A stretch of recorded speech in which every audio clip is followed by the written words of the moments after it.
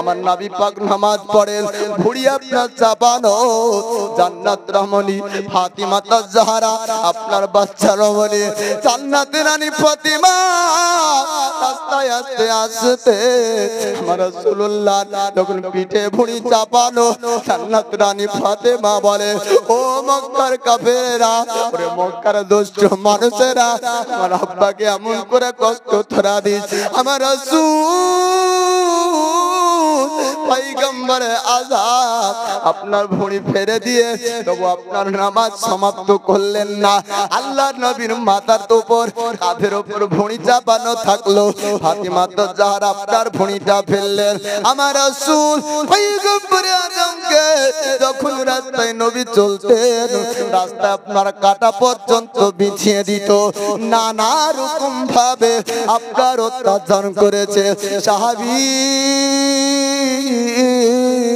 তারা আসার পরে বলতো, নবী গো, ইয়া রাসূলুল্লাহ, ইয়া হাবিবাল্লাহ নবী, আবু জেহেল আবু লাহাব তারা আমাদের উপর অত্যাচার করে, ইয়া রাসূলুল্লাহ, গরীব বলে কমজোর বলে আমাদের পিঠে তারা তাপানো শিক পর্যন্ত ধরে। কিছুটা সময় কেটে যায়, দয়ার পয়গম্বর মুস্তাফা বলেন, ওগো খাদিজা, আজকে গারে ঘেনাতে আশ্চর্যের ঘটনা আমার সঙ্গে ঘটে গেল। খাদিজাতুল কুবরা বলে, ইয়া আপনার সঙ্গে কি ঘটনা ঘটেছে? বলে, ওগো খাদিজা, আমি যখন গারে ঘেরাত আল্লাহর ইবাদতে মশগুল হয়ে গেলাম, হঠাৎ দেখা যায় নূরানি চেহারায় একজন ব্যক্তি আল্লাহর ফেরেশতা আসলো। আসার পরে ওই গর্তের মধ্যে প্রবেশ করলো, গারে ঘেরার মধ্যে ঢুকলো, আমার সামনাসামনি হয়, আমাকে জিজ্ঞেস করলো, আমার সঙ্গে কিছুক্ষণ কথা বললো, সালাম কালাম হলো, আমাকে বললো, ইকরা, আপনি পড়ুন। আমি বললাম পড়বো না। কয়েকবার সিনার সঙ্গে জড়িয়ে ধরা হলো। ও খাদিজা, কয়েকবার ধরার পর আমাকে ছেড়ে দেওয়া হলো, আমাকে জিজ্ঞেস করা হলো, আপনি পড়ুন। আমি বললাম পড়বো না। তারপরে বললো, আপনার রবের নামে আপনি পড়ুন। আমি পড়তে শুরু করলাম, হঠাৎ আমি পড়তেই থাকলাম। ও খাদিজা, আমার একটু ভয় এসেছে, আমার হৃদয়ে খোফ আমার মধ্যে জেগেছে। খাদিজাতুল কুবরা বললেন, না না, আপনি ভয় করতে পারেন না, আপনার ভয় হতে পারে না। আল্লাহ পাক আল্লাহ তাআলা আপনার কোন রকম ক্ষতি করতে পারে না। আপনি তো কমজোর মানুষের দেখভাল করেন, নিজে উপার্জন করেন, অসহায় ব্যক্তিদেরকে আপনি খাবার খাওয়ান। ওগো স্বামী জান, আপনি চিন্তা করবেন না, আপনি টেনশন করবেন না, আপনার ক্ষতি আল্লাহ পাক আল্লাহ তাআলা কোনদিন করবেন না। দয়ার পয়গম্বর মুস্তাফা আল্লাহর নবীকে আপনার নিয়ে খাদিজাতুল কুবরা তিনার চাচাতো ভাই আপনার ওয়ারকা বিন নাফিলের কাছে নিয়ে যায়। ওয়ারকা বিন নাফিল ইব্রানি ভাষাকে আরবিতে আপনার তরজমা করত।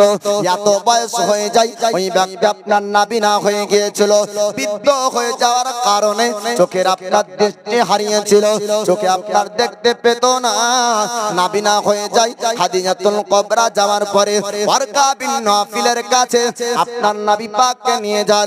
যাবার পরে বলেন, ওগো ভাই, একটু শুনুন, আপনার ভাতিজা মুহাম্মদের কথা আপনি একটু শুনে নেন। ওয়ারকা বিন নাফিল আপনার জিজ্ঞাসা করেন, ও ভাতিজা মুহাম্মদ, আপনার সঙ্গে কি ঘটনা ঘটেছে, আপনার সঙ্গে কি হয়েছে, আপনি একটু ঘটনাটা জানিয়ে দেন, আপনার কি ঘটনা ঘটলো। আল্লাহর নবী পয়গম্বর আযম তিনি আপনার বলতে থাকলেন, গারে ঘেরায় যা ঘটনা ঘটেছিল। ওয়ারকা বিন নাফিল যিনি নবী পাকের বিবাহের সময়তে খাদিজাতুল কুবরার পক্ষ থেকে খুতবা পড়েছিল, এই ওয়ারকা বিন নাফিল খাদিজাতুল কুবরার চাচাতো ভাই।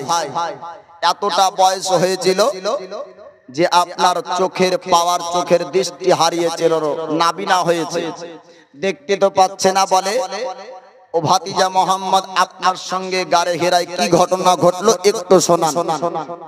আমার দয়ার পয়গম্বর মুস্তাফা বলে, আমি গারে ঘেরাতে একদিন নয়, 2 দিন নয়, বহুদিন থেকে আমি ওই জায়গায় যাই, আল্লাহর ইবাদতে মাশগুল হই, আল্লাহর জিকির আজকার করি। আজ হঠাৎ দেখা গেল আসমান থেকে নুরানি চেহারা একজন ব্যক্তি আসলো। আসার পরে আমাকে পড়তে বলল, আমি বললাম পড়বো না। এরকম কয়েকবার বলা হলো। পরবর্তীতে রবের নামের দোহাই দিল, আমি পড়তে শুরু করলাম। পরবর্তীতে ওই জায়গা থেকে চলে আসলাম। গরমের মৌসুমে আমাকে ঠান্ডা লাগলো। আমি খাদিজাতুল কুবরাকে বললাম, আমাকে কামলি ওড়াও, আমাকে কম্বল দিয়ে দাও। আমি কিছুক্ষণ আরাম করলাম। একটু যখন আরাম হলো, আমি খাদিজাতুল কুবরাকে বললাম ওই গাড়ে ঘেরার কথাগুলি। এই কথা শোনার পরে ওয়ারকা বিন নাফিল বললেন, ওগো মুহাম্মদ, আপনি চিন্তা করবেন না, মক্কার জমিনে আল্লাহ পাক আপনাকে নবী করে পাঠিয়েছে, আপনি আখেরি পয়গম্বর। জোরে বলুন সুবহানাল্লাহ। ওয়ারকা বিন নাফিল বললেন, ও মুহাম্মদ, আপনি চিন্তা করবেন না, আপনি টেনশন করবেন না, আপনার ক্ষতি হবে না। ওই ব্যক্তি হলো আল্লাহর ফেরেশতা জিবরিল আমিন। আল্লাহ পাক, আল্লাহ তাআলা আপনাকে পয়গম্বর করে, আপনাকে নবী করে মক্কার জমিনে পাঠিয়েছেন। আপনার দ্বারাতে মক্কার জাহিলিয়াতকে দূর করবে, মক্কার আপনার অত্যাচার দূর হবে, মক্কাতে অন্যায় দূর হবে, শিরক ও মূর্তি পূজা বন্ধ হবে, আপনার দ্বারাতে ইসলাম প্রচার হবে। ওয়ারকা বিন নাফিল বলে, তবে আফসোস দুঃখের বিষয় হলো আপনার বংশের মানুষ কুরাইশরা আপনাকে মক্কার জমিনে রাখবে না, মক্কার জমিন থেকে আপনাকে তাড়িয়ে দিবে। আল্লাহর নবী পয়গম্বর আজাদ, তিনি আপনার বললেন, এমন কি কথা শোনালেন, আমার বংশের মানুষ কুরাইশরা আমাকে কি তাড়িয়ে দিবে? বলে হ্যাঁ হ্যাঁ, কুরাইশরা তাড়িয়ে দিবে। সত্যের বাণী প্রচার করার জন্য আমার চাচাও কি দুশমনি করবে, আমার আব্বার ভাইও কি আমার দুশমন হবে? ওয়ারকা বিন নাফিল আমার রাসূল পাককে বলেন, ও মুহাম্মদ, তার জন্য তোমার কুরাইশরাও দুশমনি করবে, তোমার আব্বার ভাইয়েরাও দুশমন হবে, তোমার চাচারা দুশমন হবে, তোমার বংশের মানুষেরা আপনার দুশমন হবে। জগৎবাসী, আল্লাহর পয়গম্বরের শিক্ষা থেকে আহলে সুন্নাত ওয়াল জামাতকে শিক্ষা নিতে হবে। ঈমানি জজ্বা আপনার রাখতে হবে, ঈমানি আপনার জোশ আপনার মধ্যে রাখতে হবে। যদি আপনার ঈমানের মিল না থাকে, ভাই আপনার ভাই হতে পারে না। আত্মীয় স্বজন যদিও বা হোক না কেন, তবেও তাকে আপনার পর করতে হবে। আল্লাহর নবীর হাদিসের উপর আমল করতে হবে। আল্লাহর নবী পয়গম্বর আজম তিনি বলেন, আল আমালু আফজালু হুব্বু ফিল্লাহ ওয়া বুগযু ফিল্লাহ। আমার রাসূল পাক তিনি বলেন, আল্লাহর জন্য দোস্তি রাখেন, আল্লাহর জন্য দুশমনি করেন। দুশমন যদি তৈরি হয়, ইসলামের খাতিরে হতে হবে। বন্ধু যদি আপনার তৈরি হয়, ইসলামের খাতিরের জন্য হতে হবে। আল্লাহর নবীর আখলাক চরিত্রের মধ্যে ব্যবহারের ত্রুটি ছিল না। আপনার দুশমন তৈরি হয়েছিল নবুয়তকে কেন্দ্র করে। তদ্রূপ আপনার সঙ্গে আর হয়তো প্রতিবেশীর মধ্যে কারো মিল থাকবে না, কারণ ঈমানি জজ্বার মধ্যে মিল থাকতে নাও পারে। কোন ব্যক্তি ওহাবীর মতের লোক হতে পারে, আহলে হাদিসের লোক হতে পারে। আপনি সুন্নি ব্যক্তি, আপনি পীর মাননেওয়ালা, আপনি ওলি মাননেওয়ালা, আপনি ভাববেন তার মধ্যে ত্রুটি পেলাম না, তবে তার মধ্যে কেন ত্রুটি যেহেতু পেলাম না, আমি মিল কেন রাখবো না? এ মুসলমান, আল্লাহর নবীর পয়গম্বর আজাদ এতটা সুন্দর আখলাক চরিত্র ব্যবহার ভালো দেখানোর পরেও মক্কাবাসীরা দুশমন করেছিল, দুশমনি করেছিল অন্য কোনো কারণ না, একটাই কারণ, নবুয়ত। অন্য কোন দোষ পেয়েছিল বাপ? কোন দোষ নবীর কোনদিন পায়নি। একটাই হলো তাদের দোষ, যে নবুয়ত প্রকাশ করেছে, নবী দাবি করেছে, তার মানে তাদের শিরকের কাজ আর হবে না, ওটা বন্ধ হয়ে যাবে। লাত উজ্জার আর ইবাদত হবে না, ওটা বন্ধ হবে। এক আল্লাহর ইবাদত করতে হবে, কালমার শাহাদাতের বাণী তেলাওয়াত করতে হবে। এর জন্য তারা দুশমনি করবে। রাসূল পাক ওয়ারকা বিন নাফিলকে জিজ্ঞেস করলেন, আমার বংশের মানুষেরা আমাকে মক্কা থেকে তাড়িয়ে দিবে? বলে হ্যাঁ, মক্কা থেকে তাড়িয়ে দিবে, তবে মোহাম্মদ যদি ওই সময়তে আমি থাকি আপনার সঙ্গে সাথ দিব এবং আপনার প্রতি ঈমান আনবো, আপনার সঙ্গে আমি সাথ দিব। কিন্তু এখন আমার বয়স, এখন আমার শক্তি তাকাত নাই। ওই সময়তে সর্বপ্রথম ওহী অবতীর্ণ হয়েছে, আল্লাহর পক্ষ থেকে এখনো হুকুম হয়নি যে কালেমার প্রচার করেন। আল্লাহর পক্ষ থেকে ফের আবার গারে হেরাতে আমার রাসূল পাক যাবেন, আবার আল্লাহর পক্ষ থেকে হুকুম হবে, তারপরে আপনার ইসলামের বাণী প্রচার হতে শুরু হবে। আল্লাহর নবী পয়গম্বরে আজম ওয়ারকা বিন নাফিলের বাড়ি থেকে এবার খাদিজাতুল কুবরার সঙ্গে আপনার চলে আসলেন আল্লাহর নবী পয়গম্বর আজম। আপনার কিছুক্ষণ আরাম করার পরে বাড়ির বাইরে যেমন বের হবে, আকাশ থেকে একজন ব্যক্তি ডাক দেয়, আকাশ থেকে একজন ব্যক্তি বলেন আপনার ইয়া মুহাম্মদ, মুহাম্মদ করে আপনার ডাক দেয়, ইয়া মুহাম্মদ সাল্লাল্লাহু তাআলা আলাইহি ওয়াসাল্লাম। আমার নবী পাককে ডাক দেওয়া হয়, দয়ার পয়গম্বর মুস্তাফা আপনার তাকিয়ে দেখেন আকাশের উঁচুতে ঝুলন্ত আকাশে আল্লাহর ফেরেশতা জিবরিল আমিন, যেই জিবরিল আমিনকে গারে ঘেরাতে নবী পাক আপনার দেখেছিলেন ঝুলন্ত আকাশে দয়ার পয়গম্বর তিনি আপনার একটা কুরসি চেয়ারের উপরে আপনার জিবরিল আমিনকে বসা অবস্থায় দেখতে পাই। খাদিজাতুল কুবরার কাছে আমার রাসূল পাক আসার পরে বলেন, ওগো খাদিজা, আবার ওই ফেরেশতার সঙ্গে সাক্ষাৎ হলো, আমার নাম ধরে ধরে আকাশ থেকে ডাকে। খাদিজাতুল কুবরা বলেন, ইয়া রাসূলুল্লাহ আপনি চিন্তা করবেন না, আপনি ভয় করবেন না, আপনি গারে ঘেরাতে চলে যান, আল্লাহর সঙ্গে কথা বলুন, আল্লাহর ইবাদতে মশগুল হয়ে যান, আল্লাহ আপনার কোনো ক্ষতি করবে না, আল্লাহ আপনার কোনো অসুবিধা হতে দেবে না। আল্লাহ পাক আল্লাহ তাআলা গারে ঘেরাতে আমার রাসূল পাকের সিনা চাক আপনার করিয়েছিলেন, গারে ঘেরাতে আল্লাহ পাক আল্লাহ তাআলা আপনার সিনা চাক ফেরেশতার মাধ্যমে করালেন। আমার নবীর মধ্যে আল্লাহ পাক ক্ষমতা দান করলেন, আপনার ক্ষমতা দান করা হলো, ওহী আপনার ওহী অবতীর্ণ হলে আর নবী পাক কোনদিন অসুবিধা হতো না।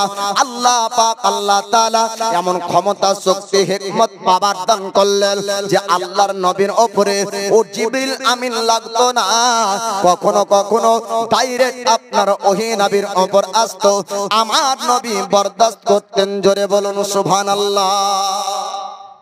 আমার রাসূল পাক সাল্লাল্লাহু তাআলা আলাইহি ওয়াসাল্লামকে শিক্ষা ও জ্ঞান ও ক্ষমতা হিকমত সমস্ত জিনিস ডাইরেক্ট দিয়েছেন আল্লাহ পাক। সুবহানাল্লাহ। এই দেখেন নারায়ে তাকবীর, নারায়ে রিসালাত। এই দেখেন আমাদের যে বাড়িতে বসার ব্যবস্থা করেছেন সেই খালা আমার 500 টাকা দান করেছেন, আল্লাহ তার দানকে কবুল করুক, আমিন ইয়া রাব্বাল আলামিন। বিজয় হাবিবিকা সাইয়্যিদুল আম্বিয়া ওয়াল মুরসালিন, ওনার হায়াতে রিজিকে বরকত দান করুন। এরকম আর খালা নাই গো বনকুল গ্রামে। আর যদি দ্বিতীয় খালা থাকেন, 4 জন মা আমার নবী পাকের 4 বেটি, আপনার জৈনাবা, রকিয়া, ফাতেমা, 4 নবীর বেটির ওসিরাই 4 জন মা যদি থাকেন, খালা থাকেন, 500 টাকা না হয় 200 টাকা করে একটু চট করে নিয়ে আসবেন, তারপর আপনারা আলোচনা শুনতে পাবেন। নবীর প্রতি যদি মন থাকে তো ধন দৌলত কুরবান করা যায়, যায় না গো? নবীর সাহাবীরা ধন দৌলত কুরবান করেছেন। মন যদি দিতে হয় নবীকে দিও, ভালো যদি বাঁচতে হয় নবীকে বাসো মহব্বতে। বলুন সুবহানাল্লাহ। ঘুম আসছে বাপ, ঝিমিয়ে গিয়েছেন, একবার হাত উঠিয়ে বলেন তো ইয়া রাসূলুল্লাহ, মন যদি দিতে হয় নবীকে দিও, ভালো যদি বাঁচতে হয় নবীকে বাসো। তোমার দুঃখ বেদনা, তোমার কষ্ট যন্ত্রণা জেনে সইতে পারে না, তোমার দুঃখ বেদনা জেনে সইতে পারে না, ওই নবীজির মহব্বত মহাব্বতে মিলাদ পড়িও মন যদি দিতে হয় নবীকে দিও ভালো যদি বাঁচতে হয় নবীকে বাসো সারা জীবন কাঁদলেন নবী এই যে দুনিয়ায় এখনো কাঁদেন তিনি সোনার মদিনায় সারা জীবন কাঁদলেন নবী এই যে দুনিয়ায় এখনো কাঁদেন তিনি সোনার মদিনায় জানের চেয়ে বেশি তাকে জানের চেয়ে বেশি তাকে ভালোবাসিও মন যদি দিতে হয় নবীকে দিও ভালো যদি বাঁচতে হয় নবীকে বাসো তোমার দুঃখ বেদনা তোমার কষ্ট যন্ত্রণা যিনি সইতে পারে না ওই নবীর মহাব্বতে ওগো মিলাদ পড়িও মন যদি দিতে হয় নবীকে দিও ভালো যদি বাঁচতে হয় নবীকে বাসো হাসরের ময়দানে নবী থাকিবেন সাজদায় আমার আশিক উম্মত যেন জান্নাত পেয়ে যায় জোরে বলুন সুবহানাল্লাহ হাসরের ময়দানে নবী থাকিবেন সাজদায় আমার আশিক উম্মত যেন জান্নাত পেয়ে যায় ওই নবীজির দিদার চায় ওগো ওই নবীজির দিদার চায় দরুদ পড়িও মন যদি দিতে হয় নবীকে দিও ভালো যদি বাঁচতে হয় নবীকে বাসো তোমার কষ্ট যন্ত্রণা যিনি সইতে পারে না তোমার দুঃখ বেদনা যিনি সইতে পারে না ওই নবীর মহাব্বতে সালাম পড়িও মন যদি দিতে হয় নবীকে দিও ভালো যদি বাঁচতে হয় নবীকে বাসো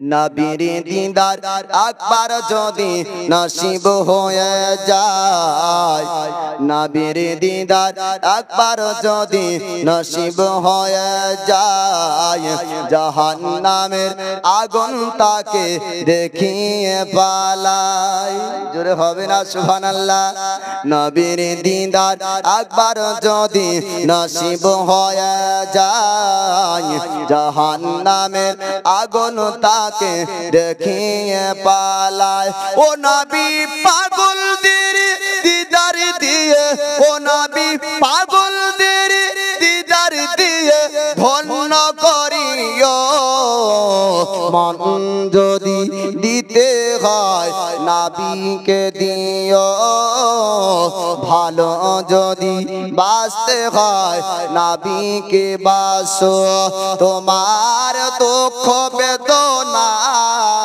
তোমার কষ্ট যন্ত্রণা যিনি সইতে পারে না সেই নবীর মহাব্বতে ওগো সালাম পড়িও মন যদি দিতে হয় নবীকে দিও ভালো যদি বাঁচতে হয় নবীকে বাসো জাহান্নামের গেটে যাকে পাওয়া যাইবে চক্ষু মুবারকের পানি ঝরতে থাকিবে জোরে বলুন সুবহানাল্লাহ জাহান্নামের গেটে যাকে পাওয়া যাইবে চক্ষু মুবারকের পানি ঝরতে থাকিবে উম্মতের দরদি নবী উম্মতের দরদি নবী মনে রাখিও মন যদি দিতে হয় নবীকে দিও, ভালো যদি বাসতে হয় নবীকে বাসো। শেষ ছন্দ হাত উঠিয়ে বলুন ইয়া রাসূলুল্লাহ। পুলসিরাতের পারে যিনি দাঁড়িয়ে থাকবেন আর দরুদ পড়া উম্মাদের পার করিবে। পুলসিরাতের পারে নবী দাঁড়িয়ে থাকবেন, চিকন রাস্তা হবে, নবী আল্লাহকে বলবেন আল্লাহ আমার উম্মতকে দাও, আমি নিজ হাতে জান্নাত নিয়ে যাব। বলুন সুবহানাল্লাহ। পুলসিরাতের পারে যিনি দাঁড়িয়ে থাকবেন দরুদ পড়া উম্মাদের পার করিবেন। ওই নবীজির প্রেমে সবাই, ওগো ওই নবীজির প্রেমে সবাই পাগল হইও, মন যদি দিতে হয় নবীকে দিও, ভালো যদি বাসতে হয় নবীকে বাসো। তোমার দুঃখ বেদনা, তোমার কষ্ট যন্ত্রণা যিনি সইতে পারে না, ওই নবীজির মহব্বতে কায়াম করি গো। মন যদি দিতে হয় নবীকে দিও, ভালো যদি বাসতে হয় নবীকে বাসো। আজিজানে মোহতারাম, এবার রাসূল পাক সাল্লাল্লাহু তাআলা আলাইহি ওয়াসাল্লাম তিনি বলছেন ফাঁকা আকাশের উপর চেয়ারে আল্লাহর ফেরেশতা জিবরিল আমিন বসে আছে। খাদিজাতুল কুবরা বলছেন আপনার চিন্তা নাই, গারে হেরায় আল্লাহর ইবাদতে মাশগুল হয়ে। এই দেখেন 300 টাকা দান করেছেন, আল্লাহ তার দানকে কবুল করুক, আমিন ইয়া রাব্বাল আলামিন। এবার গারে হিরায় নবী আমার গেলেন, নবীর সিনা চাক করা হলো। বাপ 4 বার সিনা চাক হয়েছিল, তার মধ্যে একবার এই নবুয়তের সময় সিনা চাক করলেন, আল্লাহ পাক ক্ষমতা দান করলেন নবীর ভিতরে। নবীর উপর এবার ওহী আসতো, নবী আপনার ওহী আসতো, নবী বরদাস্ত করে নিতেন, অসুবিধা আর নাই। আল্লাহর পয়গম্বরের উপর আস্তে আস্তে কিছুদিন কেটে গেল, আল্লাহর পক্ষ থেকে হুকুম হলো এবার আপনি কুরাইশের কাছে এবার কালেমার প্রচার করুন। বাপ এবার থেকে ইসলাম প্রচারের ঘটনা শুরু হবে। এবার আওয়াজ শুনতেও ভালো লাগবে, এবার মন দিয়ে একটু বোঝার চেষ্টা করবেন, শুনবেন যে মক্কার বাসীরা এবার কি রকম জুলুম শয়তান কি অত্যাচার করেছিল, আর কত কষ্টের পরিবর্তে সাহাবীরা তাদের নিজের ঈমানকে ধরে রেখেছেন, আর আমরা কোন পরিস্থিতির উপরেও এই ইসলাম থেকে দূরে আছি। এবার বুঝবেন বাপ, আল্লাহর নবী পয়গম্বর আযম আল্লাহর ইবাদতে আপনার এমন মশগুল হয়ে যায়, আল্লাহ পাক আল্লাহ তাআলা আপনার হাবিবকে জানিয়ে দেয়, ও আল্লাহর হাবিবকে আল্লাহ পাক বলেন নবী গো এবার আপনি ইসলাম প্রচার করেন, আপনি কালমার বাণী প্রচার করেন, আপনি মানুষকে কালমা এবার পড়তে বলুন। আল্লাহর নবী পয়গম্বর আযম এবার নবুয়তের প্রকাশ করলেন। আল্লাহ পাক আল্লাহ তাআলা আমাকে পয়গম্বর করে নবী করে পৃথিবীর জমিনে পাঠিয়েছেন। এই কথা আপনার যখন প্রকাশ হলো, সর্বপ্রথম আমার নবীর উপর যিনি ঈমান আনলেন পুরুষের মধ্যে, আজাদ পুরুষের মধ্যে, তিনার নাম হলো হযরত আবু বকর সিদ্দিক। বলুন সুবহানাল্লাহ। আবু বকর সিদ্দিক আমার নবীর উপর ঈমান আনলেন। আর দ্বিতীয় জন ব্যক্তি আপনার বাল্যক ব্যক্তির সর্বপ্রথম ঈমান আনলেন আলী শেরে খোদা। গোলামের মধ্যে সর্বপ্রথম যিনি ঈমান আনলেন নাম তার আপনার যায়েদ বিন হারিস। মহিলাদের মধ্যে সর্বপ্রথম ঈমান আনলেন খাদিজাতুল কুবরা। আল্লাহর নবী পয়গম্বর আযম এবার ইসলামের বাণী প্রচার করতে থাকলেন গোপনে গোপনে। আমার নবী পাক 3 বছর পর্যন্ত ইসলাম প্রচার আপনার শুরু করলেন। ইসলাম প্রচার 3 বছর গোপনে গোপনে নবী আমার করলেন। আবু বকর সিদ্দিক আপনার ঈমান আনলেন। যেই আবু বকর আপনার কালেমার প্রচার শুরু হওয়ার পূর্বে নবুয়ত প্রকাশ হওয়ার আগে তিনি আপনার জানতেন ইনি হবেন আল্লাহর পয়গম্বর। একদিন নবুয়ত প্রকাশ হবে, আর যেমনই নবুয়ত প্রকাশ হবে আমি আবু বকর তার উপর ঈমান আনবো। আল্লাহ পাক আল্লাহ তাআলা আবু বকরকে স্বপ্ন যোগে দেখিয়েছিলেন। আবু বকর তিনি বলেন আমি নবুয়ত প্রকাশ হওয়ার পূর্বে আমি স্বপ্ন যোগে দেখলাম আকাশের চাঁদ আমার কোলে পড়ে গেল। আমি আবু বকর স্বপ্নের মানেকারী ব্যক্তির কাছে গেলাম। আমি জিজ্ঞেস করলাম এই স্বপ্নের মানে কি হতে পারে? ওই ব্যক্তি বলল আবু বকর আখেরি পয়গম্বর পৃথিবীর জমিনে আসার সময় হয়েছে। আবু বকর আখেরি পয়গম্বর শেষ জামানার নবী হয়ে আল্লাহর হাবিব হয়ে পৃথিবীর জমিনে যিনি আসবেন সেই ব্যক্তি আপনার উপরে আরাম করবে। ওই ব্যক্তির কাছে আপনি মুসলমান হবেন, আর সেই ব্যক্তি আপনার কোলে আসবে। আবু বকর তিনি আপনার বলেন আমি স্বপ্ন যোগেই বুঝতে পেরেছিলাম আল্লাহর পয়গম্বর পৃথিবীর জমিনে এসেছে।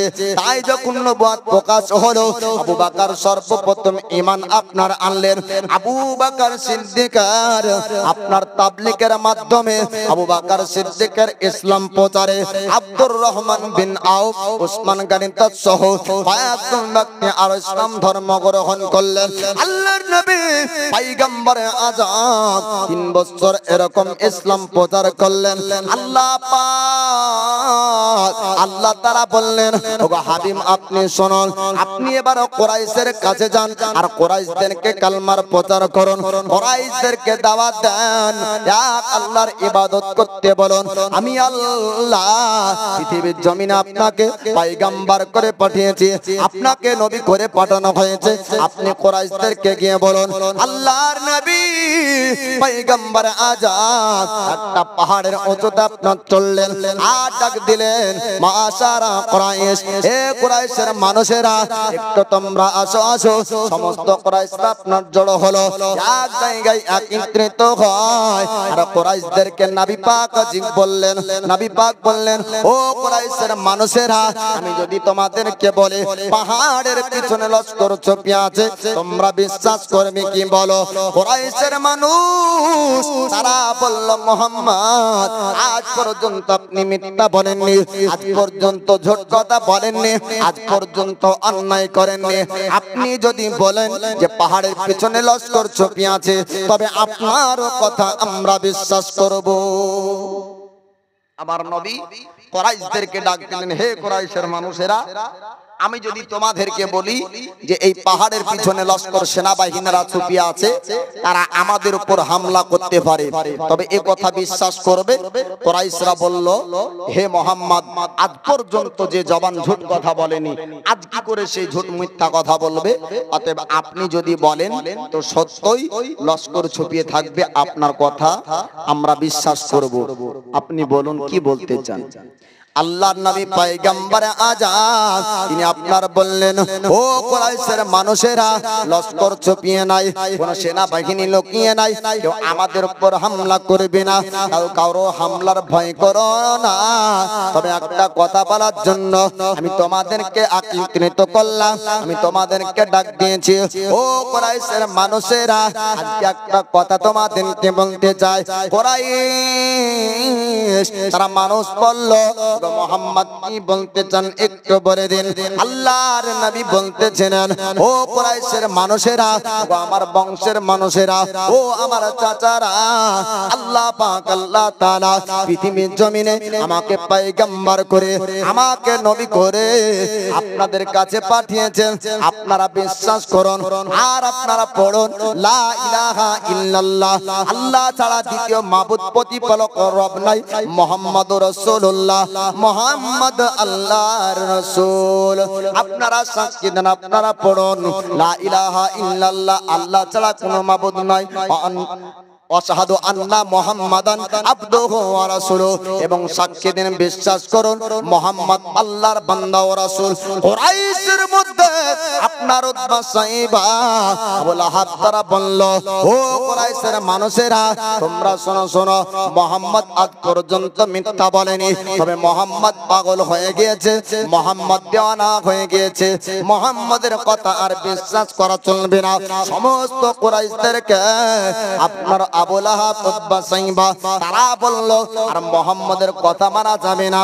সমস্ত কুরাইশ ওখান থেকে দেওয়ানা দেওয়ানা দেওয়ানা বলতে বলতে আপনার চলে গেল। আল্লাহর নবী পয়গম্বর আজম তিনি আপনার ওখান থেকে চলে যায়। আল্লাহ পাক আল্লাহ তাআলা আপনার নবীকে বলেন, ওগো আমার হাবিব আপনি চিন্তা করবেন না, প্রকাশ্যে এবার কালমার প্রচার করুন, বলুন সুবহানাল্লাহ। আর গোপনে কালমার প্রচার হবে না, আর গোপনে গোপনে ইসলাম প্রচার হবে না। 3 বছর পর্যন্ত আপনার গোপনে ইসলাম প্রচার হলো। চতুর্থ নবুয়তের চতুর্থ সাল আল্লাহর নবী পয়গম্বর আজম ইসলাম প্রচার প্রকাশ্যে করতে লাগলেন। আল্লাহ পাক আল্লাহ তাআলা পবিত্র কোরআনকে নাযিল করেন। আমার দয়ার পয়গম্বর আপনার কোরআন তেলাওয়াত শুরু করে দেন। আর কোরআন তেলাওয়াতে এমন আওয়াজ আল্লাহ পাক দান করেছিলেন, এমন আপনার কণ্ঠের সুর আমার নবীর মধ্যে আপনার দান করেছিলেন। মাওলানা বক্তব্যতে যদি আজ করে কেরাত যদি আপনার তেলাওয়াত করে কারি সাহেব, মুসলমান উঠে পালিয়ে যায় আমার রাসূলুল্লাহর তেলাওয়াতে। ইহুদির রমণী বাচ্চারাও ভিড় জাগায়। একবার বলা যাবে না সুবহানাল্লাহ? মৌলবী যদি পড়ে তো মানুষের ঘুম আসে, ঢুলন আসে। আর নবী আমার কোরআন তেলাওয়াত করছেন তো ইহুদির ঘরের ছোট ছোট বাচ্চা ও মহিলারা নবীর তেলাওয়াত শোনার জন্য ভিড় করছে। তাদের একটা সমস্যা সবথেকে বড় ছিল, সেটা হলো এই কোরআন তেলাওয়াত যদি বন্ধ না হয় তবে ইসলাম প্রচার বাড়তেই থাকবে। একটা তাদের বেশি ভয় ছিল, সেটা হলো এই পবিত্র কোরআন। আল্লাহর নবী পয়গম্বর আজম তিনি আপনার কোরআন তেলাওয়াত করে। আপনার ইহুদিদের ভয়, উকবা সাইবা আবু লাহাবদের ভয় হলো, আবু জেহেলদের ভয় যে এই পবিত্র কোরআন তেলাওয়াত যদি বন্ধ না হয়, এই কোরআন তেলাওয়াত যতক্ষণ থাকবে ইসলাম প্রচার বাড়বে, ইসলাম প্রচার আপনার কমবে না। সমস্ত কাফিররা তারা চিন্তা করলো, এক জায়গায় তারা বসলো, বসার পর সিদ্ধান্ত নিবে মুহাম্মদের কোরআন তেলাওয়াত কেমন করে বন্ধ করা যায়। এই কোরআন তেলাওয়াত বন্ধ করতে হবে। যদি কোরআন তেলাওয়াত বন্ধ না করা হয় তবে মক্কার জমিনে ইসলাম প্রচার বন্ধ হবে না, নতুন ধর্মের প্রচার হয়ে যাবে। আর নতুন ধর্মের প্রচার যদি আপনার বেড়ে যায়, মুসলমানের সংখ্যা যদি বেড়ে যায়, তবে আর আমাদের ধর্ম থাকবে না। বাপ দাদুর ধর্মের নিশানা সমস্ত জিনিস আপনার মিটিয়ে দিবে। কেননা 3 বছরে আপনার গোপনে গোপনে মুসলমানদের একটা জামাত তৈরি হয়েছিল। আল্লাহর নবী পয়গম্বর আজম যতটুকু আল্লাহর কাছে কোরআন পেতেন, আল্লাহর পবিত্র কোরআন সাহাবীদের মধ্যে আমার নবী পাক বলতেন, আর ওই পবিত্র কোরআন সাহাবীরা মুখস্থ করে তেলাওয়াত করতেন। বলুন সুবহানাল্লাহ। এবার কাফেরেরা একটা সিদ্ধান্ত নেবে, কাফেরেরা একটা মিটিং করবে, কোরআন তেলাওয়াত বন্ধ করতে হবে। আর মুহাম্মদের আপনার মনের উদ্দেশ্যকে জানতে হবে। একজন ব্যক্তিকে আপনার বলা হলো, যাও যাও মুহাম্মদকে জিজ্ঞেস করো মক্কার জমিনে সে কি বাদশাহী পেতে চায়, মক্কার জমিনে সে কি বড় হতে চায়, মক্কার জমিনে কি কি উদ্দেশ্যে সে এমন ইসলাম প্রচার করে, নতুন ধর্ম প্রচার করে মক্কার জমিনের কাছে মক্কাবাসীর কাছে কি পেতে চায় জিজ্ঞেস করা হোক। তার কাছ থেকে মনের উদ্দেশ্য, তার দিলি তামান্না একটু জানতে হবে। একজন ব্যক্তিকে আপনার পাঠানো হলো, আল্লাহর নবী পয়গম্বর আজম তিনার কাছে আপনার আসলো। ওই ব্যক্তি আসার পরে বলে, ওগো মুহাম্মদ একটি কথা জানতে চাই, আপনি একটু একটা কথা বলুন, আপনি কিসের জন্য নতুন বাণীর প্রচার করেন, নতুন ধর্মের প্রচার করেন? আপনি কি আপনি কি বাদশাহ হতে চান? আপনি কি মক্কার বাদশাহী পেতে চান? আপনি কি রাজা হতে চান? আপনি কি জনসাধারণকে চান? আপনি কি মানুষের কাছে বড় হতে চান? আপনি কি পয়সা কামাতে চান? আল্লাহর নবী পয়গম্বর আজম তিনি আল্লাহর পবিত্র কোরআনের কিছু আয়াত আপনার তেলাওয়াত করতে লাগলেন। আল্লাহর বাণী তেলাওয়াত শুনে ওই ব্যক্তি বলল, মোহাম্মদ একটু বন্ধ করুন, আপনি আর তেলাওয়াত করবেন না। আপনার তেলাওয়াত শুনে আমার শরীরের রোমগুলা খাড়া হয়ে যায়। আপনার তেলাওয়াত শোনার পর আমি নিজেকে স্থির রাখতে পারি না। ও মোহাম্মদ, আমি বুঝতে পেরেছি আপনার বানাবাটি কথা না, আপনার নিজের বানানো, আপনার তৈরি করা কালাম না, নিশ্চয় এটা স্রষ্টার বাণী। কাফেরেরা বলতো মুহাম্মদ আল্লাহর কাছ থেকে এ বাণী পায়নি, স্রষ্টার রবের বাণী নয়, বরং মুহাম্মদ বানিয়ে বানিয়ে এই বাণীগুলা বলে আর নিজে জাদুর ক্ষমতাতে কিছু মানুষকে তার কবজায় করে নেয়। মুহাম্মদের দিলি তামান্না, তার মনের উদ্দেশ্যটা একটু জেনে আসো। সে কি চাই, তার দিলের ইচ্ছা কি? মক্কার জমিনে টাকা উপার্জন করতে চাই, মানুষের কাছে বড় হতে চাই, নাকি সে বাদশাহী পেতে চাই? ওই ব্যক্তি জানতে আসলো আল্লাহর পবিত্র কোরআন। আমার নবী পাক তেলাওয়াত শোনাতে শুরু করলেন। তেলাওয়াত শুনতে শুনতে ওই ব্যক্তি বলল যে আপনি একটু তেলাওয়াত বন্ধ করুন, আমি বুঝতে পেরেছি এটা আপনার তৈরি করা না। আপনার তৈরি করা বাণীতে আমার শরীরের রোম খাড়া হতে পারে না। আপনার এই তেলাওয়াত রবের তেলাওয়াত, রবের বাণী, এই রবের বাণী তেলাওয়াতে আমি নিজেকে স্থির রাখতে পারছি না। আল্লাহর নবীর তেলাওয়াতকে বন্ধ করতে বললেন। এবার বলল এই ব্যক্তি এবার ছুটতে লাগলো কাফেরদের কাছে।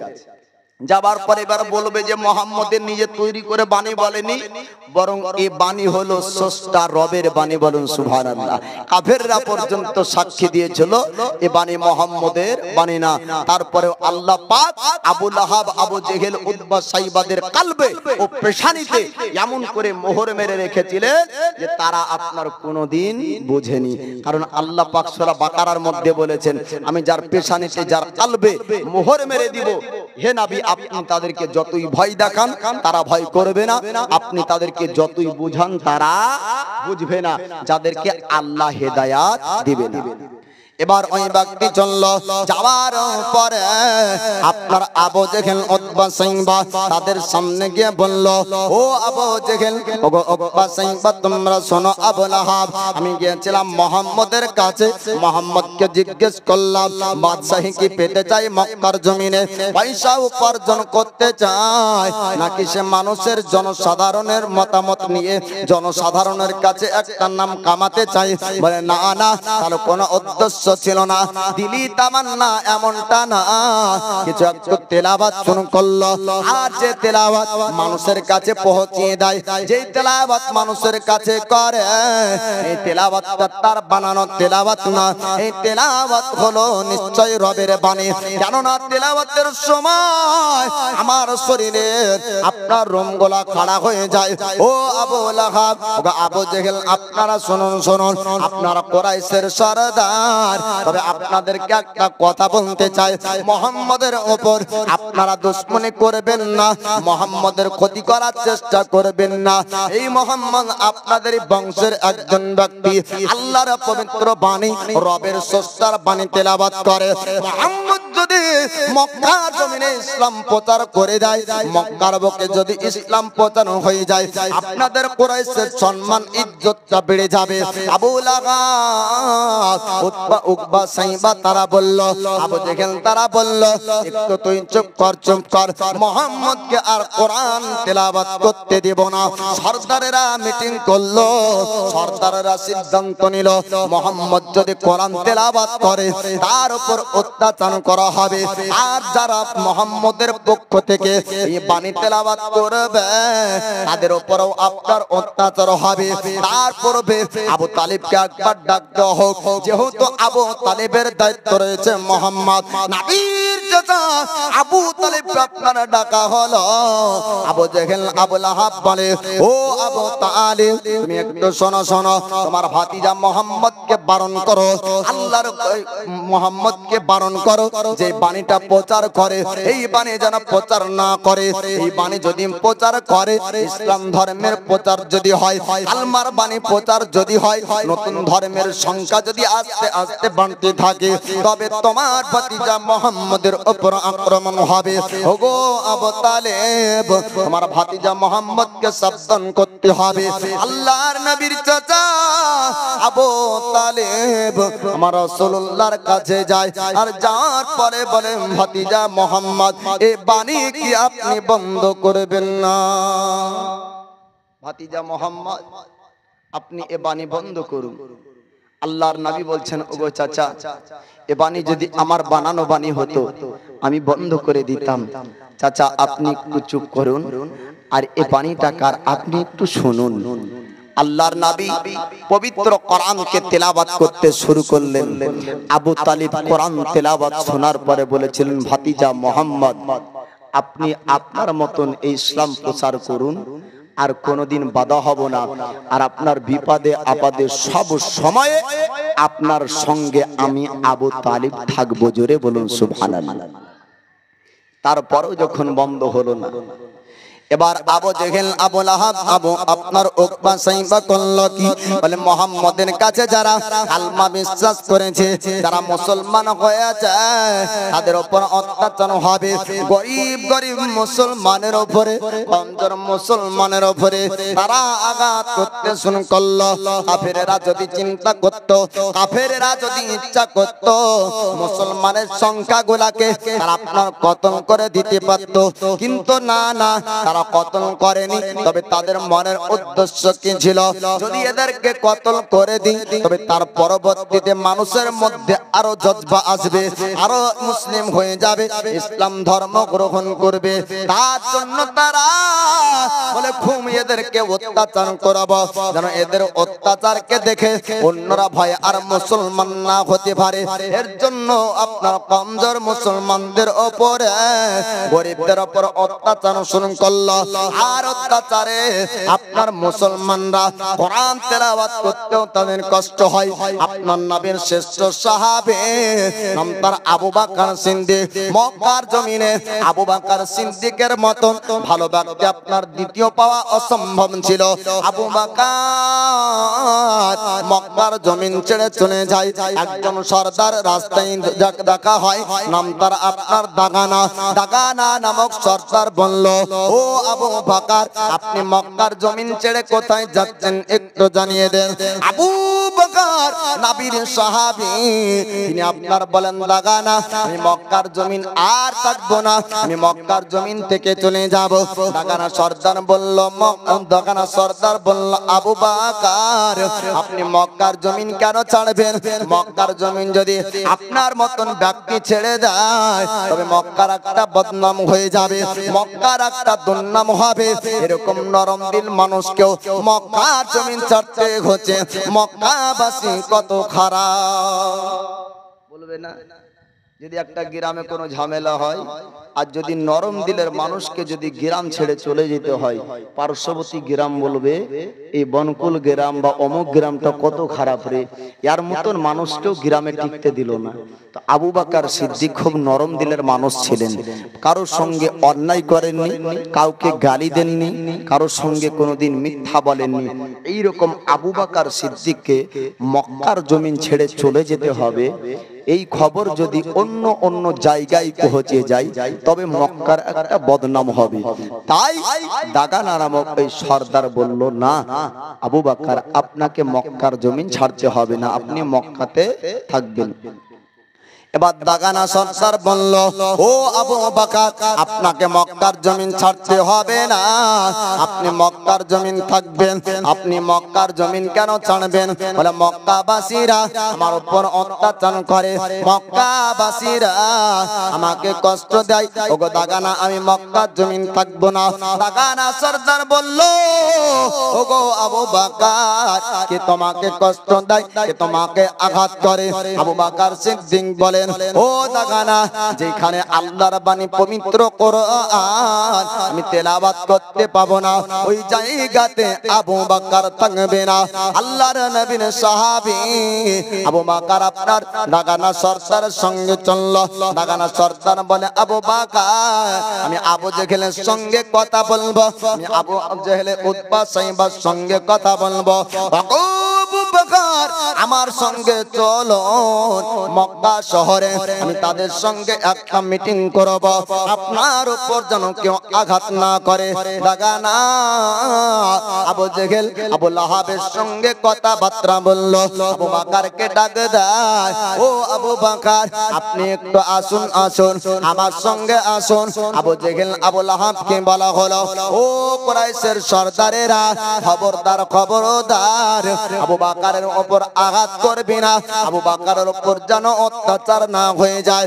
মক্কার কুরাইশরা, কুরাইশের সর্দারেরা তারা বলল, দাগানা, আবু দাগানা সর্দার, আপনি কি জানেন আবু বকর সম্পর্কে? বলে, হ্যাঁ হ্যাঁ, আমি আবু বকর সম্পর্কে জানি। কেবল মাত্র আমি না, পুরো মক্কাবাসীরা আবু বকর সম্পর্কে জানে। এ আবু বকর প্রতিদিনের তরে চতুর্দিকে 4 কিলোমিটার করে, ডানে বামে 8 কিলোমিটার পর্যন্ত যে আবু বকর নিজের পায়ে হেঁটে আপনার অসহায় মানুষের দ্বারে দ্বারে আপনার খোঁজ নাই, কোন ব্যক্তির বাড়িতে খাবার হয়নি, কোন ব্যক্তি আজকে আপনার খেতে পায়নি, এমন ব্যক্তিকে আবু জেহেল উতবা সাইবা তোমরা কেমন করে আঘাত দিতে পারো, অত্যাচার তার উপরে কেমন করে করতে পারো? আবু লাহাব, আবু জেহেল, শোনো, আমি দাগানা তার দায়িত্ব নিলাম, সেই ব্যক্তিকে যেন আর আঘাত না দেওয়া হয়। আবু জেহেল উতবা সাইবা তারা বলল, ওগো দাগানা, শোনো শোনো, আপনি যদি তার দায়িত্ব নেন, তবে আমাদের একটা কথা মানতে হবে।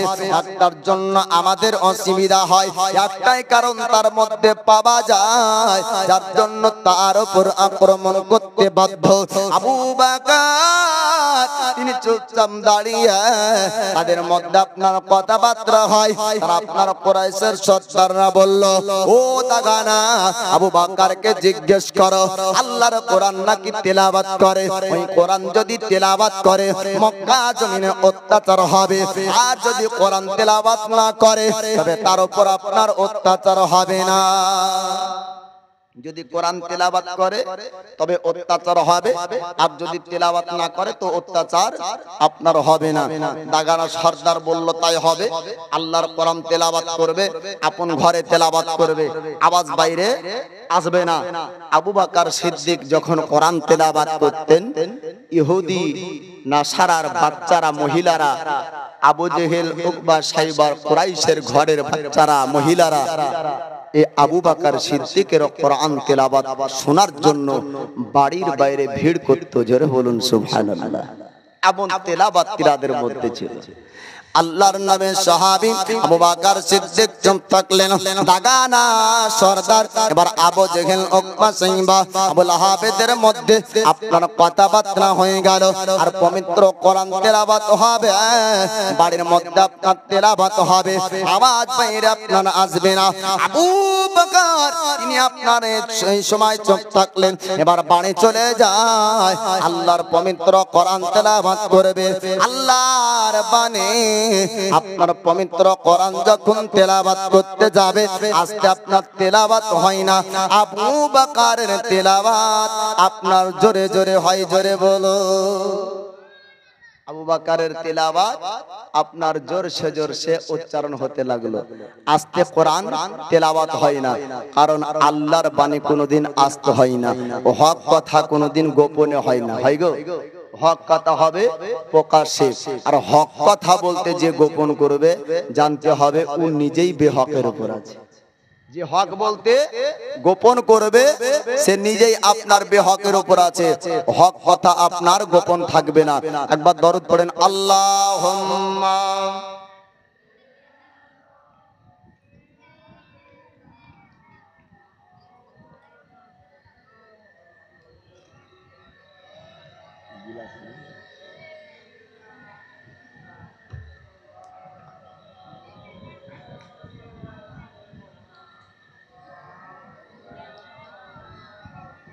সাল্লাল্লাহু তাআলা আলাইহি ওয়াসাল্লাম। তো রাসূল পাকের সাহাবী হযরত আবু বকর সিদ্দিক তিনি আল্লাহর বাণী পবিত্র কোরআন তেলাওয়াত করেন। তো কোরআন তেলাওয়াত যখন করেন তখন জোরে আওয়াজে কোরআন তেলাওয়াত হয়। দাগানা সর্দারের মধ্যে আর আবু জেহেল সাইবাদের মধ্যে কথা হয়েছিল যে কোরআন তেলাওয়াত করবে কিন্তু বাড়ির বাইরে যেন আওয়াজ না আসে। আর আবু বকর তেলাওয়াত করছেন তো বাড়ির বাইরেই কোরআনের আওয়াজ চলে আসে। আর এই আওয়াজ শোনার জন্য ইহুদি নাসারার বাচ্চারা এবং কুরাইশের মহিলারা বাড়ির সামনে ভিড় করেছে। আর আবু জেহেল আবু লাহাবদের নজরে পড়েছে যে তাদের ঘরের মহিলারা আবু বকরের ঘরের সামনে, তাদের ঘরের মহিলারা আবু বকরের ঘরের সামনে। বলে কিসের জন্য এখানে এত ভিড়, কিসের জন্য মানুষের এত জমায়েত হয়েছে একবার দেখি। যাবার পরে দেখবে আল্লাহর পবিত্র কোরআন তেলাওয়াত করছেন নবীর শ্রেষ্ঠ সাহাবী, জোরে বলুন সুবহানাল্লাহ। আবু বকর সিদ্দিকের উপর আবার আপনার নালিশ ডাকা হলো। দাগানা সর্দারকে ডাক দেওয়া হলো, ও দাগানা, যে তোমার সঙ্গে কথা হয়েছিল, তোমার সঙ্গে মিটিং হলো, তোমার সঙ্গে একটা সিদ্ধান্ত নেওয়া হলো, আবু বকর আল্লাহর কোরআন তেলাওয়াত করবে না, আর তেলাওয়াতের বাণী বাইরে পর্যন্ত আসবে না। ওগো দাগানা, তবে তোমার সিদ্ধান্ত কি হলো? আবু বকর কোরআন তেলাওয়াত করে আবার শব্দ বাইরে চলে আসে। আমাদের ঘরের মহিলারা এই তেলাওয়াত শোনার জন্য বাড়ির কাছে যে ভিড় করে, আমাদের ঘরের রমণীরা তারা কোরআন তেলাওয়াত শোনার জন্য চলে যায়। দাগানা সর্দার আপনার ডাক দিল আবু বকর, নবীর শ্রেষ্ঠ সাহাবীকে আবু বকরকে ডাক দেওয়া হলো। আল্লাহর নবীর সাহাবী হযরত আবু বকর সিদ্দিক যায়। যাওয়ার পরে দাগানা সর্দারকে বলে, ও দাগানা, আমাকে কিসের জন্য ডাক দিয়েছো বলো? বলে আপনাকে ডাক দেওয়া হয়েছে আল্লাহর বাণী পবিত্র কোরআন তেলাওয়াত ঘরের মধ্যে করবেন, বাইরে আওয়াজ কেন আসলো? আপনার সঙ্গে কথা হয়েছিল বাইরে আওয়াজ আসবে না, আবার বাইরে কেন আওয়াজ আসলো একটু জানিয়ে দেন। আবু বকর তিনি বলেন, আল্লাহর বাণী পবিত্র কোরআন যখন তেলাওয়াত করতে যায় তখন অটোমেটিক আওয়াজটা উঁচু হয়ে যায়, বলুন সুবহানাল্লাহ। অন্তরের মধ্যে মনে মনে আওয়াজ রাখতে পারি না, আল্লাহর বাণীর আওয়াজ আপনার জোরে জোরে উচ্চারণ হয়ে যায়। সঙ্গে সঙ্গে দাগানা বলল, ওগো আবু বকর, তবে আপনার জানের দায়িত্ব আর আমি নিতে পারবো না। কুরাইশরা যদি আপনার উপর অত্যাচার করে, কুরাইশরা যদি আপনার জানের উপর হামলা করে, তবে আর আমি দায়িত্ব রাখতে পারবো না। আল্লাহর নবীর সাহাবী আবু বকর তিনি আপনার বলেছিলেন, ও দাগানা সর্দার, ও মক্কার সর্দারেরা, ও কুরাইশের মানুষেরা, আমার জানের দায়িত্ব হলেন মহান আল্লাহ। আল্লাহ আমার জানের দায়িত্ব নেবেন, আমার জানের দায়িত্ব কোনো সর্দার নিতে পারে না। জানের মালিক কে গো? আল্লাহ। এই মুমিনের বিশ্বাস হলো আল্লাহ যদি রাখে জগৎ মারতে পারে না, আর আল্লাহ যদি মারে জগৎ রাখতে পারে না। আবু বকর বলছেন, আমার জানের দায়িত্ব, হে দাগানা সর্দার তুই কি নিবি? আমার জানের দায়িত্ব কোন সর্দার নিতে পারে না, আমার জানের দায়িত্ব কোন মানুষ নিতে পারে না, আমার জানের দায়িত্ব নিয়েছেন মহান আল্লাহ। আমার আল্লাহ যতক্ষণ আমাকে জিন্দা রাখবে আমাকে কেউ মারতে পারবে না। হে মক্কার সর্দার তোরা শোন, আল্লাহর বাণী পবিত্র কোরআন যদি তেলাওয়াত করি, আমি জোরেই কোরআন তেলাওয়াত করব, কেননা সত্যের বাণী কখনো গোপন থাকবে না, জোরে বলুন সুবহানাল্লাহ। এবার কাফেরেরা চিন্তায় পড়ে গেল, এ তো নবীর একজন আশিক, একজন প্রেমিকের জবান বন্ধ করতে পারছে না, আস্তে আস্তে যদি সংখ্যায় বেড়ে যায় তবে বন্ধ হবে কি করে? আর অলিতে গলিতে রাস্তায় যেখানে সেখানে এই ইসলামের বাণী প্রচার হয়। বাপ অনেকজন আবার দেখবেন করে এক নাম দেয় আর এক করে আর এক নাম দেয়, বলে নাবি তাবলিগ করেছে, আমরাও তাবলিগ জামাত করি, আমরা সুন্নাতি কাজ করি, সওয়াবের কাজ করি। নাবি করেছেন কি? বেধর্মীর কাছে, গায়ের মুসলিমের কাছে কালেমার দাওয়াত পৌঁছিয়েছেন আর মুসলমান বানিয়েছেন। এ হলো তাবলিগ জামাত, তাবলিগ করা। আর এক মুসলমান আর এক মুসলমানকে শিক্ষা দিবে, এটা হলো তালিম দেওয়া। তালিম দেওয়াও সওয়াবের কাজ, তবে তালিম আর তাবলিগ এক নয়। তো বর্তমান সময়ে কিছু সংখ্যক ব্যক্তিরা একটা জেলা থেকে আরেকটা জেলাতে যায় এই তালিম দিতে, একটা জেলা থেকে আরেকটা জেলায় যায় তালিম দিতে। তো একটা জেলা থেকে আরেকটা জেলায় যাওয়ার দায়িত্ব ওর উপর নাই, বলে ওর উপর কি আছে? ওর নিজে আগে নামাজি হবে, আহাল পরিবারকে নামাজি বানাবে, ভাই আত্মীয় স্বজনকে নামাজি বানাবে, তারপরে পার্শ্ববর্তী বাড়িকে ও নামাজি বানাবে, তারপরে প্রতিবেশীদেরকে নামাজি বানাবে। গ্রামবাসী যখন নামাজি হবে পার্শ্ববর্তী গ্রাম যাবে, না তো ওর বাড়িতেই থাকলো বেনামাজি আর ও বেচারা যায় বর্ধমানে জামাত করতে। বুঝতে পারলেন? ওর বাড়িতে নামাজি নাই, ওর প্রতিবেশীর মধ্যে নামাজি নাই, আর এ বেচারা হাড়ি তবলা নিয়ে ভালো পিকনিক করতে যাচ্ছে বর্ধমান ডিস্ট্রিক্টে। আমাদের মুর্শিদাবাদে আবার এটা বেশি হয়, জানি না মালদার এদিকে আছে কিনা, থাকবে। ভাইরাস মানে এখানে নয় ওখানে কোনো না কোনো জায়গাতে ছড়িয়ে থাকবে। তো বলার উদ্দেশ্য বাপ নিজে বুঝতে হবে, আমল করতে হবে, আহাল পরিবারকে বোঝাতে হবে। আপনি নামাজি হবেন, আপনার পরিবারকে নামাজি বানাবেন। তো নবী যেটা করতেন তাবলীগ জামাত, গায়ের মুসলিম অন্য বেধর্মীর কাছে কালেমার প্রচার করতেন। আল্লাহর নবী পয়গম্বর আজম এবার মানুষের কাছে রাস্তাঘাটে অলিতে গলিতে মানুষের ঘরে ঘরে কালেমার প্রচার পৌঁছিয়ে দেন। এবার কাফেররা চিন্তা করলো একজন আবু বকরের জবান যদি বন্ধ না করতে পারি, শত শত যখন আবু বকর তৈরি হবে মক্কায় আর কোরআন তেলাওয়াত বন্ধ করা সম্ভব হবে না। তবে কি করতে হবে? মুহাম্মদের জবান থেকেই কোরআন বন্ধ করতে হবে। তবে মুহাম্মদ যদি তেলাওয়াত বন্ধ করে তবে আর মক্কায় তেলাওয়াত হবে না। আল্লাহর নামে পয়গম্বর আজান আপনার কোরআনের বাণী তেলাওয়াত করার জন্য কাফেরদের যখন আপনার মেলা বসতো, কাফেরদের যখন একটা জামাত তৈরি হতো, তাদের একটা যখন মানুষ বাজার ঘাট করত, বাজারে পর্যন্ত আল্লাহর নবী আপনার চলে যেতেন, আল্লাহর পবিত্র কোরআন তেলাওয়াত করতেন। আর নবী পাক আলাইহিস সালাম কোরআন যখন তেলাওয়াত করেন, ওই তেলাওয়াত শোনার জন্য ওই সময়তে বাজারের মানুষ পর্যন্ত বাজার করা বন্ধ করত, মানুষ খাওয়া দাওয়া বন্ধ করে দিত। আল্লাহর নবীর আপনার কোরআন তেলাওয়াতের বাণী শোনার জন্য ভিড় করত। জোরে বলুন সুবহানাল্লাহ। আমাদের এলাকাতে এখন বাঁদর খেলা যদি হয়তো ভিড় হয়, আর কোরআন তেলাওয়াত যদি হয়তো উঠে পালিয়ে যায়, এ ঠিক না ভুল? মৌলভী যদি কোনোদিন জুমার খুতবা একটু বড় হয়ে যায়, যদি বক্তব্য, তো পিছন থেকে আরেকজনকে টুকাবে, কি করছে বলছেন, 10 মিনিট বলবে, এত কেন বক্তব্য, আর বিরক্তের শেষ নাই। আর ওর সামনে ডুগডুগি বাজান আর বান্দর খেলা নাচ দেখান, তো মনে ঘন্টার পর ঘন্টা কাটিয়ে দেবে।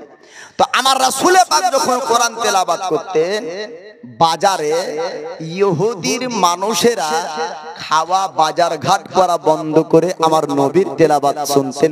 আল্লাহ পাক নবীর কণ্ঠের মধ্যে এত মধুর আওয়াজ দিয়েছেন, বলুন সুবহানাল্লাহ। যত শায়ের পৃথিবীতে দেখছেন, যত তেলাওয়াতকারী কারি দেখছেন, আমার নবীর মতন কণ্ঠের সুর হতে পারে না, নবীর মতন সুন্দর তেলাওয়াত হতে পারে না, নবীর মতন শুদ্ধ উচ্চারণ পৃথিবীর বুকে আর কোন কারির হতে পারে না। ও যত বড়ই শুদ্ধ কারি হোক না কেন, বলুন সুবহানাল্লাহ। আল্লাহ নবী পয়গম্বর আজান তিনি আপনার কোরআন তেলাওয়াত করেন। এবার ওই তেলাওয়াত শোনার জন্য বাজারের মানুষ বাজার করা বন্ধ করে দেয়। কাফেররা আরো চিন্তায় পড়ে গেল। মুহাম্মদ তো নিজের ঘরের মধ্যে সীমাবদ্ধ ছিল, কিন্তু আজ রাস্তায় বের হয়েছে, রাস্তায় কোরআন তেলাওয়াত করে, আজ বাজারে কোরআন তেলাওয়াত করে। আমরা মেলা বসাই, মেলার কাছে কোরআন তেলাওয়াত করে। মুহাম্মদের কোরআন তেলাওয়াত আস্তে আস্তে বেড়েছে।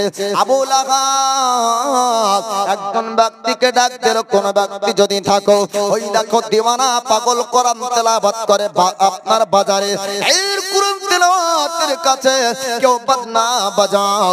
উকবা নামক একজন ব্যক্তি, ওই ব্যক্তি যাওয়ার পর আল্লাহর নবী কোরআন তেলাওয়াত করে, আর পাশে যাওয়ার পর আপনার ঢোল তবলা বাজাতে শুরু করলো, আর চিৎকার করে হাঁকায়, আর চিৎকার করে বলতে থাকলো, মোহাম্মদ দিওয়ানা মাধ্যম হয়ে গিয়েছে। এই পাগলের কথা কেউ বিশ্বাস করবে না, এই পাগলের কথা কেউ মানবে না। এই মোহাম্মদ বানিয়ে বানিয়ে নিজের তরফ থেকে এই তেলাওয়াত করছে, কোন স্রষ্টার এই বাণী নয়, রবের এটা বাণী নয়। এরকম মিথ্যা কথা আল্লাহর নবীর ওপর আপনার অপবাদ দিতে শুরু করলো। আমার নবীজি পয়গম্বর আজাদ, তোমার সেই দিকে আপনার কর্ণপাত করলেন না। আমার নবী পাক কোরআন তেলাওয়াত করতে থাকলেন, কোরআন তেলাওয়াত আপনার করতে থাকলেন। উকবা নামক ওই কাফের, ওই ব্যক্তি আপনার করলো কি, তবলা বাজানোর পরেও কোরআন যখন তেলাওয়াত বন্ধ হলো না, তখন যাওয়ার পরে আল্লাহর নবীর পয়গম্বর আজমের আপনার গলাতে একটা রশি আপনার পাক দিয়ে ধরলো, আর যখন আপনার চিপিয়ে মেরে দেবে এরকম অবস্থায় আবু বকর যাবার পরে আমার রাসূলুল্লাহকে জড়িয়ে ধরলেন, আর ওই রশা খালা টান দিয়ে ফেলে দেয়।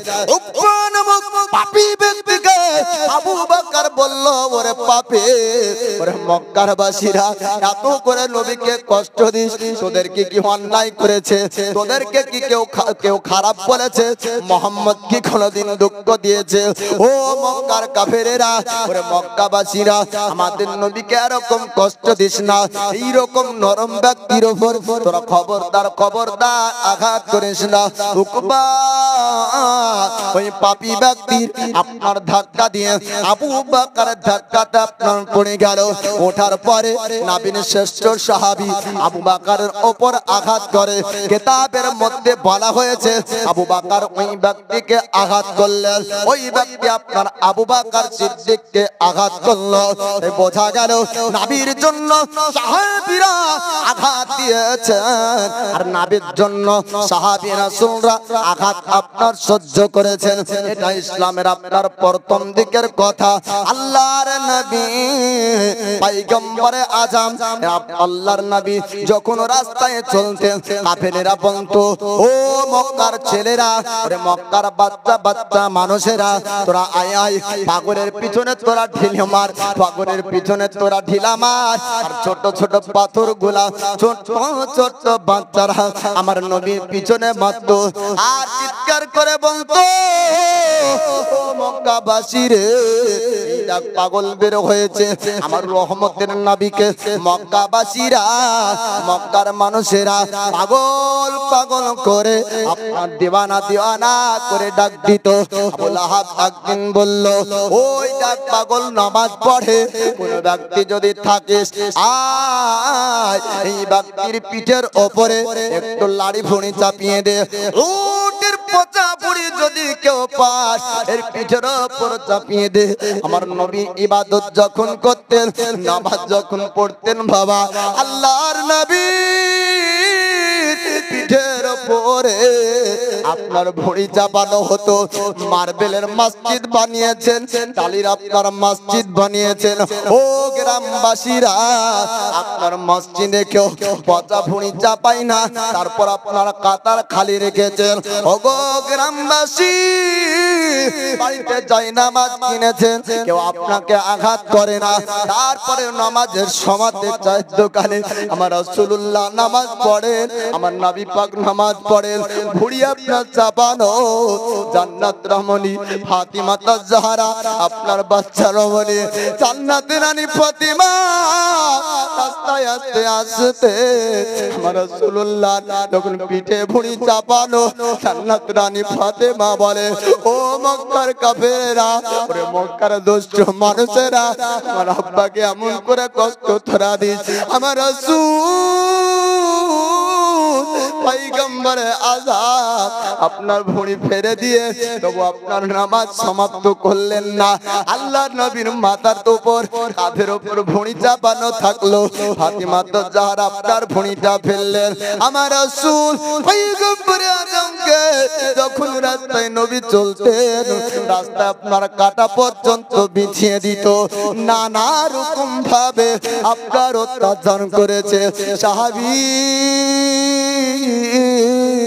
তারা আসার পরে বলতো নবী গো ইয়া রাসূলুল্লাহ ইয়া হাবিবাল্লাহ নবী আবু জেহেল আবু লাহাব তারা আমাদের উপর অত্যাচার করে, ইয়া রাসূলুল্লাহ গরীব বলে কমজোর বলে আমাদের পিঠে তারা তাপানো শিক পর্যন্ত ধরে। ইয়া রাসূলুল্লাহ এই কালেমা পড়ার জন্য আমরা কমজোর, তাদের সঙ্গে যুদ্ধ করতে পারি না। নবী গো তাপানো গরম শিক আমাদের পিঠে ধরে। ইয়া রাসূলুল্লাহ বাড়ি ঘরে অত্যাচার করে। ইয়া রাসূলুল্লাহ কেমন করে ঈমান ধরে রাখবো? ইয়া রাসূলুল্লাহ কেমন করে কালমার উপর মজবুত থাকবো? আমার নবী পয়গম্বর আযম ওই সময়তে আপনার মুসলমানদেরকে বলেছিলেন, হে আমার সাহাবী তোমরা শোনো, তোমরা দিকের দিক চলে যাও। আমার রাসূল পয়গম্বর আযম তিনি সাহাবীদেরকে মক্কার জমিন থেকে বিভিন্ন দিকে আপনার নবী পাক আলাইহিস সালাম পাঠিয়েছিলেন। এই মক্কাবাসীরা বিভিন্ন অত্যাচার করেছিল। আস্তে আস্তে আস্তে আস্তে মুসলমানের সংখ্যা বেড়েছে। নবুয়তের 1 সাল 2 সাল করে পার হয়, 5ম সাল 6 নম্বর সাল আসে, একটা একটা করে ঘটনা ঘটতেই চলে ঘটতেই চলে। অবশেষে আল্লাহর নবী আল্লাহ পাককে বললেন, মাবুদ গো আয় আল্লাহ ইসলামের মধ্যে তুমি হয় আবু জেহেল নয় ওমরকে দাও। পরবর্তীতে ওমর আসে। এদের অত্যাচারে আল্লাহ পাকের কাছে নবী দোয়া করেছিলেন, আয় আল্লাহ এদেরকে তুমি তোমার কবজায় নিয়ে নাও। নবীর সাহাবী বলেন, আমি রাসূলকে দোয়া করতে শুনলাম তো জঙ্গে বদরের ময়দানে দেখলাম যারা নবীর কাঁধে ঘুড়ি চাপিয়েছিল, যারা নবীকে রাস্তায় কাটা বিছিয়েছিল, যারা নবীকে গালি দিয়েছিল, যারা নবীর সম্পর্কে তা বলেছিল, যার বাণী মুহাম্মদ তেলাওয়াত করে তাকে এবং যে এই বাণী বহন করে তাকে এবং এই তেলাওয়াত যে করে তাকে, তিনজনকে গালি দিয়েছিল। অর্থাৎ আল্লাহ পাককে ও রাসূল পাককে ও জিবরিল আমিনকে, তিনজন ব্যক্তিকে গালি যে ব্যক্তিরা দিয়েছিল তারা জঙ্গে বদরে পশুর মতন তড়পাচ্ছিল আর জীবন গিয়েছে। জোরে বলুন সুবহানাল্লাহ। আজি জানে মোহতারাম, আগামী কাল থেকে নবুয়তের 5ম 6 নম্বর 7 নম্বর সাল আপনারা শুনবেন। আমিরে হামজার ঈমান আনা, উমারে ফারুকের ঈমান আনা, হযরতে বেলাল হাবসির উমাইয়ার ঘরের কীর্তদাস থেকে ঈমান আনা ও রাসূল পাক সাল্লাল্লাহু তাআলা আলাইহি সাল্লামের মাক্কি 13 বছরের জিন্দেগি কাল পরশু শুনতে পাবেন। আল্লাহ পাক তৌফিক যেন দান করুক। ওয়া আখিরি দাওয়ানা আনিল হামদুলিল্লাহি রাব্বিল আলামিন। একবার দরুদ শরীফ পড়েন, আখেরি একবার শেষবারে সবার জবানে পড়িয়ে নেব একটি নাতে রাসূল ইশক ও মহব্বতে সবাই মিলে পড়ব, তারপরে আখেরি দোয়া হবে। আল্লাহুম্মা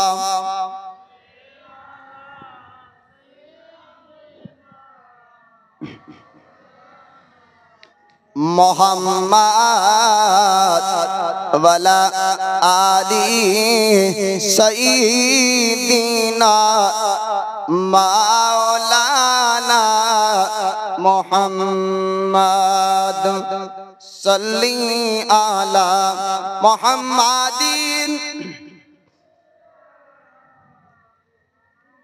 সাল্লাল্লাহু তাআলা আলাইহি ওয়াসাল্লাম। মদিনার ধোলা বালি সুরমা বানাবো, একবার মহব্বতে বলুন সুবহানাল্লাহ। মদিনার ধোলা বালি সুরমা বানাবো, সে সুরমা চোখে দিয়া রাসূল দেখিব। সকলে পড়ুন, মদিনার ধোলা বালি, মদিনার ধোলা বালি সুরমা বানাবো, সে সুরমা চোখে দিয়া রাসূল দেখিব, সে সুরমা চোখে দিয়া রাসূল দেখিব।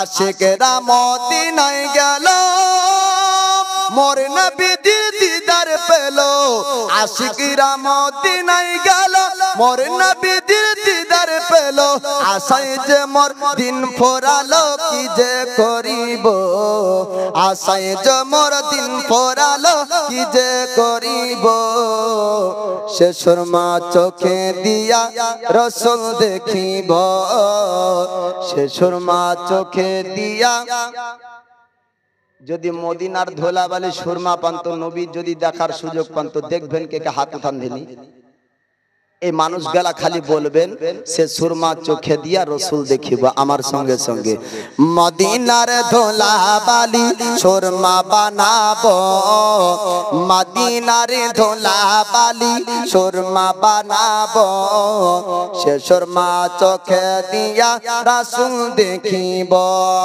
আশিকেরা মদিনায় গেল মোর নবীজির দিদার পেল আশিকরা মদিনায় গেল মোর নবীজির দিদার পেল আশায় যে মোর দিন ফোরালো কি যে করিব সে সুরমা চোখে দিয়া রসুল দেখিব সে সুরমা চোখে দিয়া রসুল দেখিব যে দেখেছে নবীর দিদার দোজখ হারাম হয়েছে তার জোরে বলুন সুবহানাল্লাহ যে দেখেছে নবীর দিদার দোজখ হারাম হয়েছে তার দিদার পেতে আশায় কবে আমি দেখিব দিদার পেতে আশা আমার কবে দেখিব সে সুরমা চোখে দিয়া রাসূল দেখিব সে সুরমা চোখে দিয়া মদিনার ধোলাবালি সুরমা বানাবো মদিনার ধোলাবালি সুরমা বানাবো সে সুরমা চোখে দিয়া রাসূল দেখিব ওয়ারাফানা লাকা জিক্র কোরআনে বলেছেন আল্লাহ পাক ওয়ারাফানা লাকা জিক্র কোরআনে বলেছেন আল্লাহ পাক নবীজির উচ্চ মাকাম সবাই দেখো গো নবীজির উচ্চ মাকাম সবাই দেখো গো সে সুরমা চোখে দিয়া নবী দেখিব সে সুরমা চোখে দিয়া রাসূল দেখিব মদিনার ধোলাবালি সুরমা বানাবো মদিনার ধোলাবালি সুরমা বানাবো সে সুরমা চোখে দিয়া রাসূল দেখিব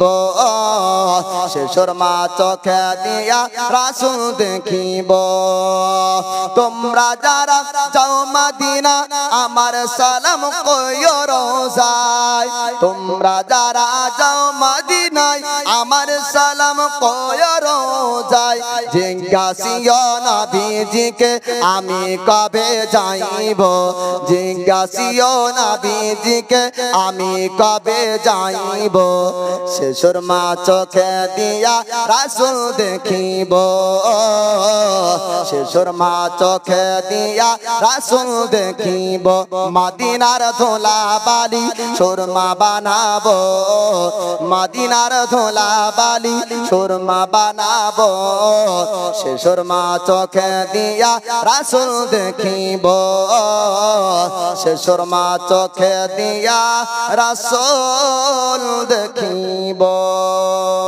আরশ কুরসি ঝুঁকে উঠ খড়ে মুমিন তাজিমে মোহাম্মদ সাল্লাল্লাহু আলাইহি সাল্লাম কে নিয়ে